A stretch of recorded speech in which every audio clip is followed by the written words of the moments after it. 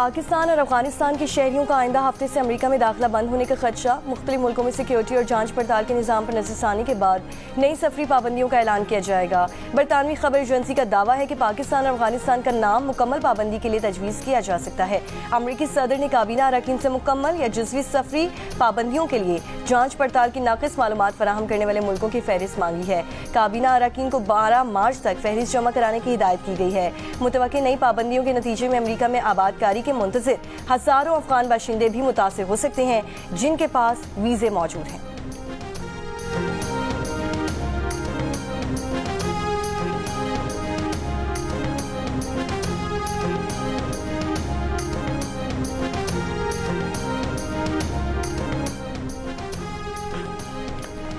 दहशतगर्दी रोकने में नाकामी जांचने के लिए पहले केपी हुकूमत की इंक्वायरी होनी चाहिए। वज़ीर दिफा ख्वाजा आसिफ की तजवीज़। पार्लियामेंट हाउस में मीडिया से गुफ्तगू करते हुए वज़ीर दिफा ने कहा, खैबर पख्तूनख्वा हुकूमत बानी पीटीआई इक़्तिदार की जंग लड़ रही है, दहशतगर्दी के खिलाफ कुछ नहीं कर रही। जनरल बाजवा, जनरल फैज़ हमीद और बानी पीटीआई ने दहशतगर्दों को पाकिस्तान में वापस बसाया। फैज़ हमीद गिरफ्तार। जनरल बाजवा से तो पूछा जाए कि उसने दहशतगर्दी को क्यों बसाया। बानी पीटीआई ट्रंप को खत लिखते हैं तो उसका भी वही हशर होगा जो पहले का हुआ था। मुफाहमत की सियासत वहां होती है जहां दूसरा फरीक हमलावर ना हो।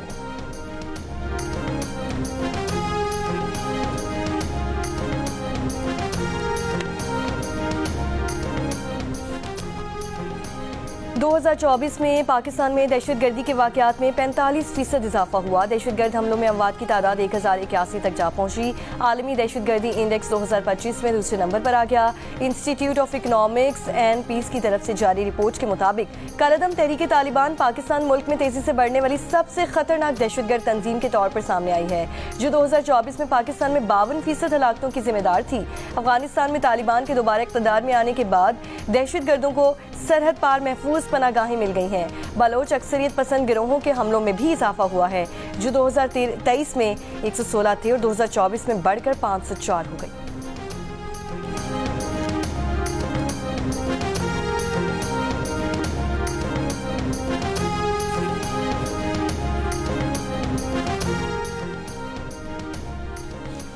$605 अरब रुपए टैक्स वसूली का शॉर्टफॉल पूरा करने के लिए कोई मिनी बजट नहीं आएगा। FBR ने शॉर्टफॉल पूरा करने के प्लान से आगाह कर दिया। ज़राए का कहना है कि शॉर्टफॉल पूरा करने के लिए अदालतों में टैक्स मुकदमा जल्द निपटाए जाएंगे। सुप्रीम कोर्ट में अगले हफ्ते सुपर टैक्स केस की समाअत शुरू होगी।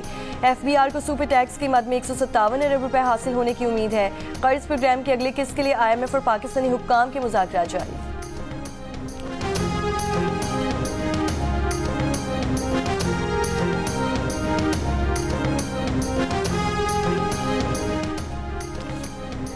वज़ीर आज़म शहबाज शरीफ की ज़ेर सदारत नेशनल यूथ एम्प्लॉयमेंट प्लान पर जायजा इजलास। नौजवानों को हुनर और खपत के मुताबिक तरबियती प्रोग्राम देने के मंसूबे की मंजूरी।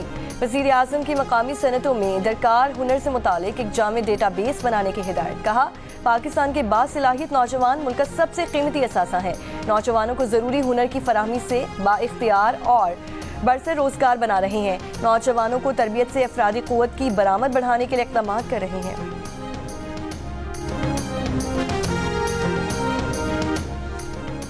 सेनेट इजलास के दौरान PTI का ऐवान से वॉकआउट। सेनेटर अली जफर ने कहा कि आज का इजलास यहाँ ही रोक देना चाहिए और ऑन अब्बास पप्पी की प्रोडक्शन ऑर्डर जारी किए जाएं। सेनेटर मंजूर काकड़ का पॉइंट ऑफ ऑर्डर ना मिलने पर एहतजाज।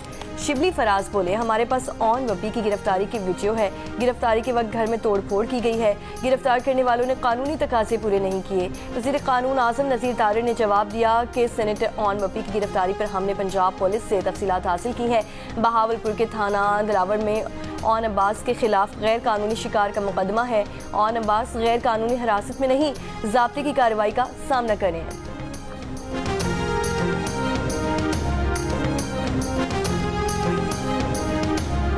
पाकिस्तान की जानिब से पाक अफगान सरहद से गिरफ्तार करके अमरीका के सुपुर्द किए गए दाइश के दहशतगर्द शरीफुल्लाह को वर्जीनिया की अदालत में पेश कर दिया गया है। शरीफुल्लाह ने मार्च 2024 में मॉस्को के सिटी हॉल में हमले में मुलव्वस होने का भी एतराफ़ किया है।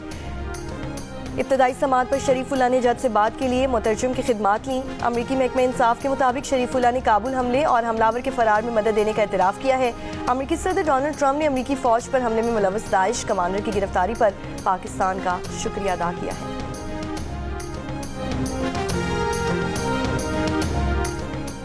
पीटीआई रहनुमा फैसल जावेद को उमरा जाने से रोकने पर Peshawar high court attorney general दफ्तर पर बरहम। जस्टिस साहबजादा असदुल्ला ने सवाल किया कि हमने कल केस सुना, आपने कहा था जाने दिया जाए, जब आपकी इतनी सख्त नहीं तो अदालत में कमिटमेंट क्यों करते हैं? अगर ये बदमाशी करते हैं तो आप इन इदारों का दिफा क्यों करते हैं? अगर हुकूमत आपकी बात नहीं मानती तो आप इनका दिफा भी ना करें।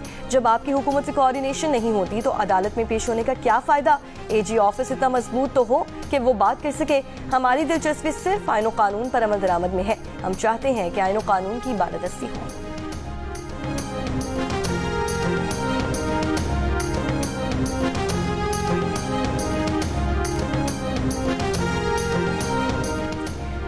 लाहौर के इलाके निश्तर कॉलोनी में बुर्का पहनकर कार में मुनशियात फरोख्त करने वाला मुलजिम गिरफ्तार। मुलजिम के कब्जे से 10 किलो चर्स बरामद हुई। पुलिस के मुताबिक मुनशियात फरोश को गिरफ्तार करके मुकदमा दर्ज कर लिया। कराची मेट्रोपॉलिटन कॉरपोरेशन ऑफिस में रिटायर्ड अफसरान और मुलाजमीन के वाजिबात की अदायगी की तकरीब। मेयर कराची मुर्तज़ा वहाब ने कहा कि एमसी की इंतजामिया के लिए पेंशन की अदायगी एक बड़ा चैलेंज रहा। खुशी है 610 पेंशनर्स को वाजिबात बल्दिया उस्मा कराची अदा करने जा रही है। ये वो पैसे हैं जो बल्दिया उस्मा कराची ने मुनाफा कमाया है। उन्होंने कहा कि MQM को जहां मालूम होता है काम होने जा रहा है वहां बैनर्स लगा देते हैं।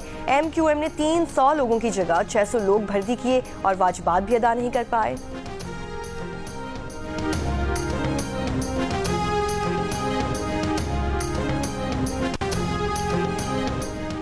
जनूबी कोरिया में जारी फौजी मशकों के दौरान बम शहरी आबादी पर जा गिरा। वाक़े में 8 अफराद जख्मी हो गए। जनूबी कोरिया की फ़िज़ाइया ने वाक़े के लिए माफ़ीनामा जारी कर दिया। जनूबी कोरिया और अमेरिकी अफवाज में अपनी पहली मुश्तरका लाइव फायर मशक़ें कर रही है जो 20 मार्च तक जारी रही।